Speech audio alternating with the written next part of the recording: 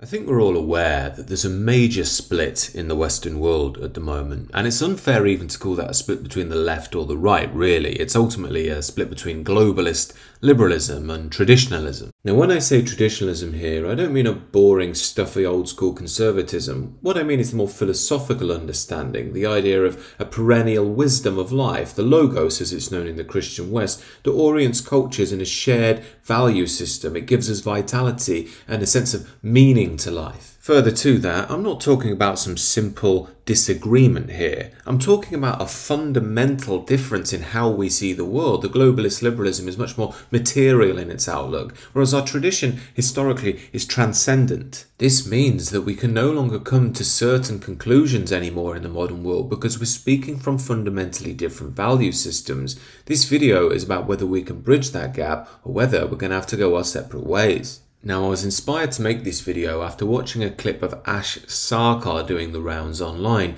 She's a popular young left-wing commentator who told Piers Morgan she's literally a communist. Now, what's interesting about the clip of Ash here is she's making some quite interesting and I'd say true points as well about how we've lost elements of our identity due to the creeping Americanization and materialism of modernity. Thing about love of culture, love of place, love of specific local identities is that the people who've done the most damage to that are those who have been most in favour of corporate power, of just the of deindustrialization, of breaking up communities quite forcibly, and boomers. Boomers embraced American culture, American TV, American music, American habits more than anybody else. So if you want to talk about a diluting of an English identity, totally, it's very much there. Now, I'm aware that a Thatcherite civic nationalist type would pretty much disagree with everything she's saying there, the Milton Friedman school, pro-liberty, that sort of stuff. Yet for many people on the newer right, a movement I'd probably align myself with, that involves the true conservatives, not the Rishi Sunak, Rory Stewart types, the dissident types, and on top of that, the post-libertarians, she's really speaking to many of the key points that we'd sympathise with. However, where she goes next is where the split between the modern left and the modern right completely falls apart. Now, these are exactly the things that have been destroyed not by immigration, but by capitalism and secularism, right? What are the things which preserve a sense of really, really specific local identity, right? It's not having total corporate domination of leisure and entertainment, whereas we've welcomed that with open arms. We're like, you know what, fuck it. We don't want our local thing anymore. We want a Hollywood Bowl. We did that to ourselves. It's having a local high street with local independently owned businesses. We've given that up. It's about having attendance of community organizations, whether they're religious like churches or whether they're working men's clubs or whether they're trade unions. Again, decimated those.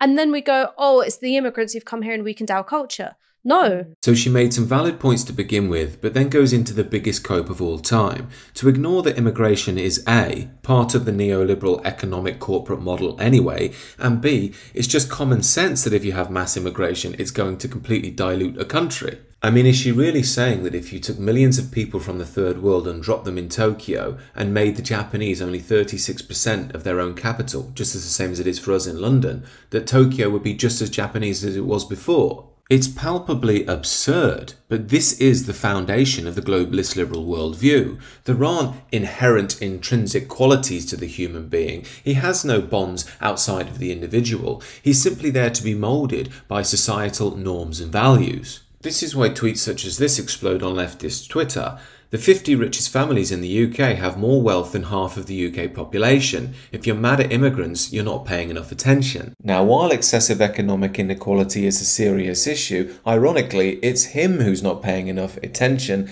After all, it's the rich globalist liberal class who brought all the immigrants here to serve their economic model. And second to that, and most obviously, just because the economic elite have enforced mass immigration on Western nations, that doesn't mean if these people had somehow come together anyway, there wouldn't be any issues between millions of different people mixing from all sorts of different cultures. So Brainbox over here doesn't seem to realise that it's his leftist ideology which actually maintains the power of the economic elite. He's just a useful idiot foot soldier. But again, these people are just cultural relativists who don't see the human being as anything deeper than his social and cultural influences. This is where you get stupid headlines like this from a writer in The Guardian. We keep hearing about legitimate concerns over immigration. The truth is, there are none. So grooming gangs, terror attacks, Muslims going off to fight for ISIS, people feeling like they're losing their towns and cities, you're just imagining all of that. Yet the cynical side of me thinks that these people don't really believe in cultural relativism at all. It's just a front so they can badmouth Western culture and its traditions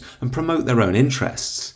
If this isn't true, why do people like Ash Sarkar, who complain about supposed ostracisation in modern Britain, yell "F off, I'm not British" when it suits them? Similarly, David Lammy, who talks a lot about supposed ostracisation in modern Britain, he's more than happy to be a Caribbean seeking reparations when it suits him. I'm afraid, as Caribbean people, we are not going to forget our history.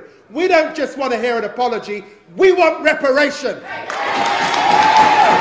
And who's he seeking reparations from at this point? I mean, he's the Foreign Secretary. Essentially, he's seeking them from himself, and he hasn't had anything to do with slavery, just as every single person in the modern UK hasn't either. Well, apart from the slavery going on in cities like Leicester, but if you mention which communities are responsible from that, you'll get banned from YouTube. And then we get the most egregious form of the modern globalist liberal, and that's exemplified by Boris Johnson's sister, Rachel. Here she is sneering at an average man who's noticed the absurd levels of quote-unquote diversity on modern television and adverts. Have you watched the TV lately? How many white British males you see on the television?